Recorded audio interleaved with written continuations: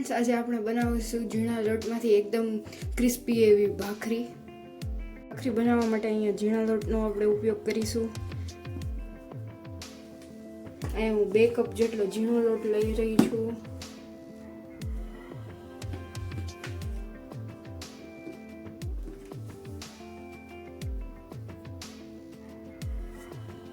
એમાં હવે સ્વાદ અનુસાર મીઠું એડ કરીશું।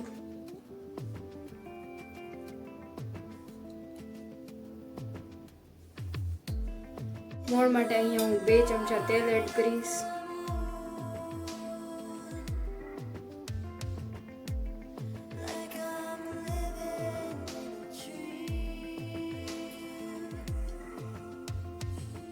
આ લોટને હાથ વડે મિક્સ કરી લઈશું।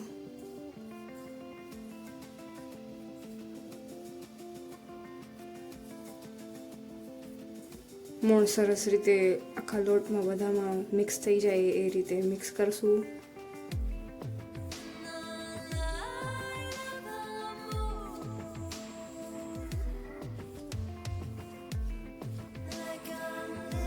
દોસ્તો, તો જોઈ શકો છો મોણ લોટમાં સરસ રીતે મિક્સ થઈ ગયો છે। હવે આમાં આપણે પાણી ઉમેરીશું। અહીંયા હું પહેલાં અડધો કપ જેટલું પાણી ઉમેરી રહી છું, પછી જરૂર લાગે એ પ્રમાણે ઉમેરતા જઈશું।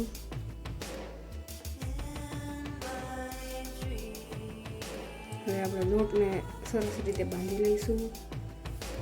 લોટ કઠણ બાંધવાનો છે, ઢીલો ન થઈ જાય એનું સખત ધ્યાન રાખવાનું છે, કેમ કે ઢીલા લોટની ભાખરી સરખાએ ફૂલતી નથી।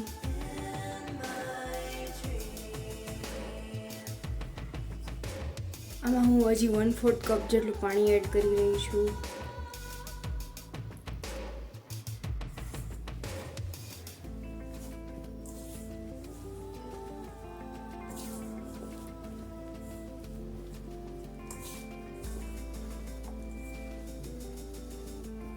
આપણે લોટને આટલો જ કઠણ રાખવાનો છે।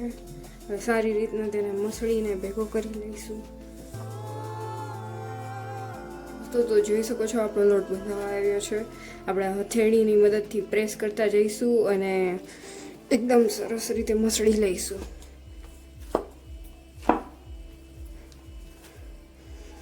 આટલો જ કઠણ લોટ આપણે ભાખરી માટે રાખવાનો છે।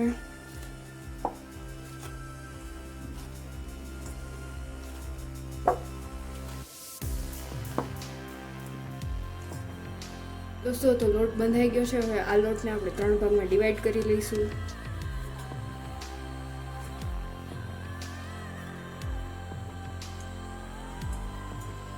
હવે દોસ્તો, આની ભાખરી વણીએ। હવે તૈયાર કરેલા રૂમાને આપણે પાટલા પર લઈ સરખાએ શેપ આપી દઈશું।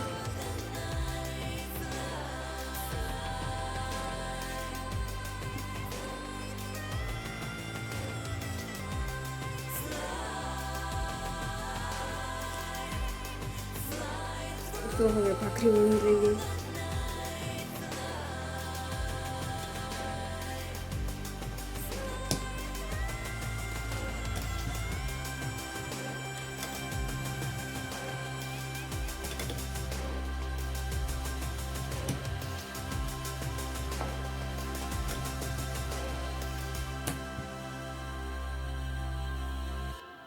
તો જોઈ શકો છો આપણી ભાખરી વણાઈને રેડી થઈ ગઈ છે। હવે એને આપણે તાવડીમાં શેકી લઈશું। તો આપણી તાવડી ગરમ થાય ત્યાં સુધીમાં આપણે ભાખરીમાં ડિઝાઇન બનાવી લઈશું। આપણે હાથની મદદથી ડિઝાઇન કરીશું।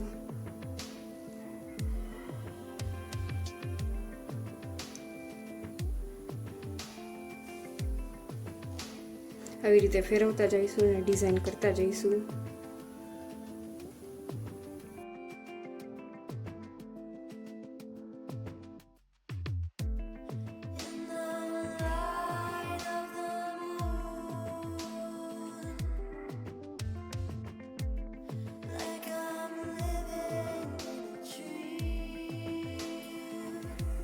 દોસ્તો, તો આની માટે આપણે ભાખરી સાવ પતલી નથી વણતા, થોડી જાડી રાખી છે થિકનેસમાં।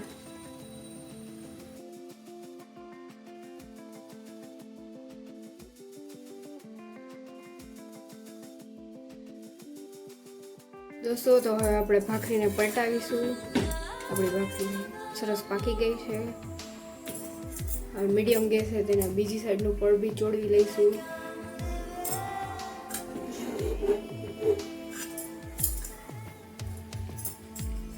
હવે આપણે નીચેની સાઈડનું પડ આપણે ચેક કરીશું. એકદમ સરસ કડક થઈ ગયું છે. હવે પાછી ભાખરી પલટાવી દઈશું. હવે તેને પાકવા દઈશું. આપણે ગેસની ફ્લેમ મીડિયમ જ રાખીશું. દોસ્તો તો ભાખરીની ચીપીની મદદથી થોડું થોડું દબાવતા જઈશું. દોસ્તો તો હવે આપણે ભાખરીને ચેક કરીશું. આપણી ભાખરી એકદમ બનીને રેડી છે. તો જોઈ શકો છો આપણી ભાખરી એકદમ બનીને રેડી છે. હવે આની માથે આપણે ઘી લગાવીશું.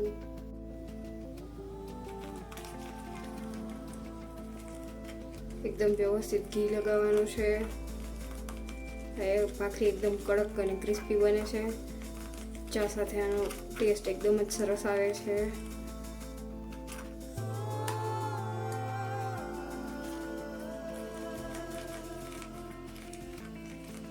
સ્ટાઇલથી બનતી એવી ખોબા ભાખરી બનીને એકદમ રેડી છે.